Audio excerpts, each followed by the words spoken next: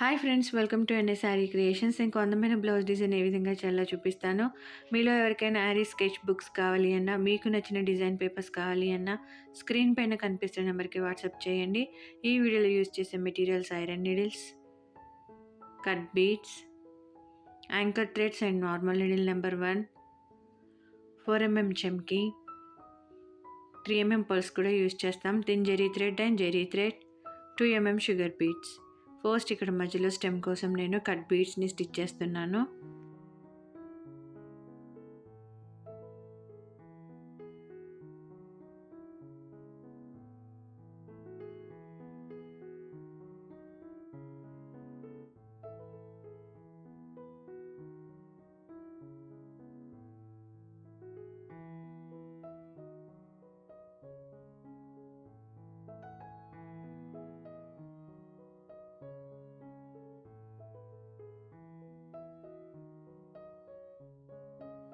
ఇలా స్టెమ్స్ అన్నిటికీ స్టిచ్ చేసుకున్న తర్వాత వీటి చుట్టూన డ్రాప్ షేప్ లాగా డ్రా చేసుకున్నాం కదా, అక్కడ కూడా ఈ కట్ బీడ్స్ని బార్డర్ లాగా స్టిచ్ చేసుకొని మధ్యలో ఆ స్పేస్ని బట్టి 1 లేదా 2 కట్ బీడ్స్ని లోపల కూడా స్టిచ్ చేసుకోవాలి.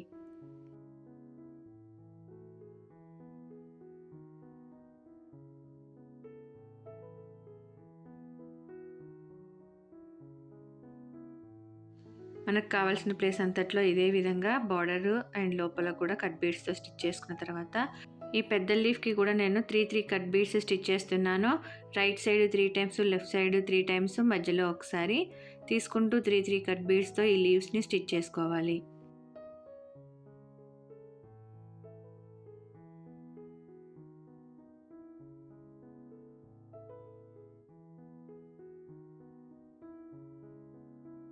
చిన్న లీవ్స్నేమో నార్మల్ 3 కట్ బీడ్స్ తీసుకుంటూ లోడ్ స్టిచ్ లాగా, బీడ్స్ లోడ్ స్టిచ్ లాగా ఫిల్ చేసుకోవాలి.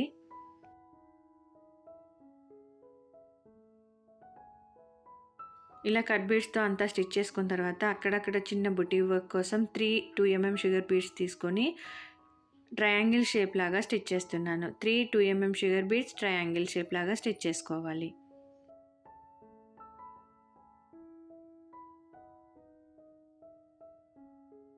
తర్వాత ఇక్కడ ఫ్లవర్ కోసము ఒక 4mm చమ్కి ఒక కట్ బీడ్ని తీసుకుంటూ ఫ్లవర్కి పెటల్స్ లాగా ఒక 8 to 9 టైమ్స్ స్టిచ్ చేసుకోవాలి.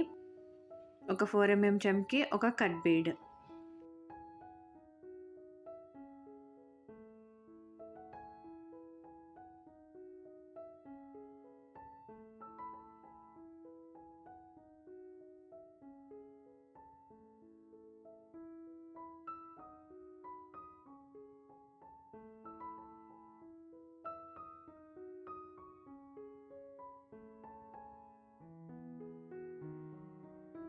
ఇలా చుట్టూ స్టిచ్ చేసుకున్న తర్వాత మధ్యలో ఒక 3mm పర్ల్ని స్టిచ్ చేస్తున్నాను.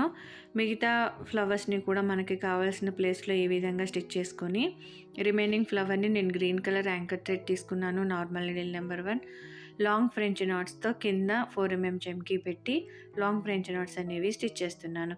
ఇక్కడ కూడా అంతే 8 to 9 times long French knots with 4mm చమ్కీ చుట్టూ వచ్చేటట్టు రౌండ్ షేప్ లాగా స్టిచ్ చేసుకోవాలి.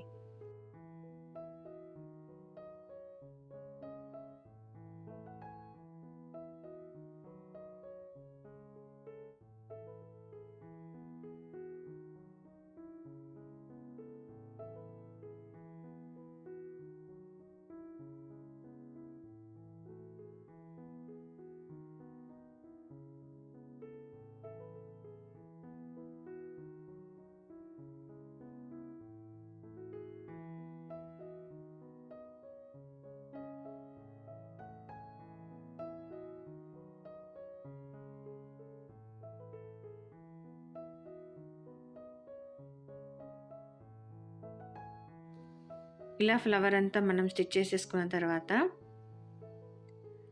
పెద్ద లీవ్స్ని మనం కట్ బీడ్స్తో స్టిచ్ చేసుకున్నాం కదా, వాటి మధ్యలో కూడా సేమ్ గ్రీన్ కలర్ యాంకర్ థ్రెడ్తో 2 టైమ్స్ కింద నుంచి పైకి దింపి మధ్యలో థ్రెడ్ వర్క్ వచ్చేటట్టు స్టిచ్ చేసుకోవాలి.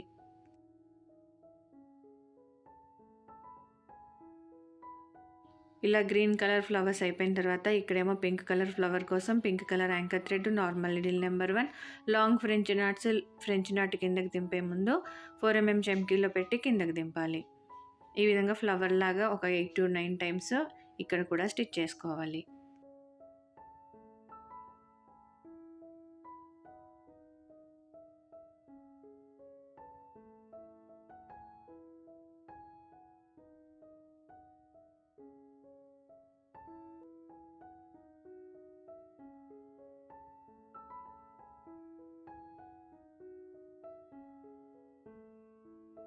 తర్వాత ఈ ఫ్లవర్స్ అన్నిటి మధ్యలో కూడా మనం 3 mm పర్ల్స్ని స్టిచ్ చేసుకోవాలి.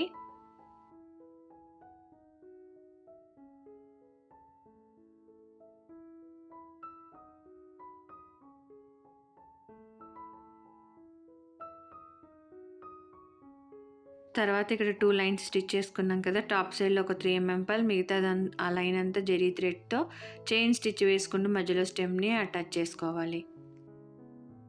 తర్వాత బార్డర్లో మనం 1 లైన్ కట్ బీడ్స్ని స్టిచ్ చేసుకోవాలి.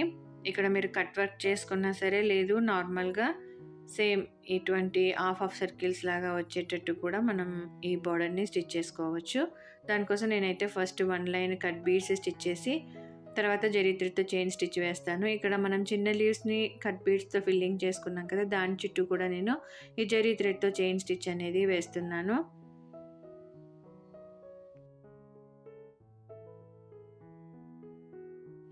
మనం ఇటువంటి హాఫ్ సర్కిల్స్ లాగా బ్లౌజ్ని ఫినిషింగ్ ఇవ్వాలనుకుంటే ఓన్లీ చైన్ స్టిచ్ సరిపోతుంది. మీరు కట్ వర్క్ చేసుకోవాలనుకుంటే ఇక్కడ స్మాల్ జిగ్జాగ్ స్టిచ్ అనేది చేయాలి. సేమ్ ప్యాటర్న్ని ఫాలో అయిపోతుంది. చుట్టూ హ్యాండ్స్కి ఆల్ ఓవర్ లాగా వేసుకున్నాం అనుకోండి, చాలా ట్రెండీ అండ్ హెవీ లుక్ ఉండే బ్లౌజ్ డిజైన్ ఈ విధంగా రెడీ అయిపోతుంది. ఇది నెక్ పార్ట్, ఇదేమో హ్యాండ్స్ పార్ట్. మీకు ఈ వీడియో నచ్చితే లైక్ చేయండి, షేర్ చేయండి, ఛానల్ని సబ్స్క్రైబ్ చేసుకొని బెల్ సింబల్ తప్పకుండా క్లిక్ చేయండి. Thank you for watching friends.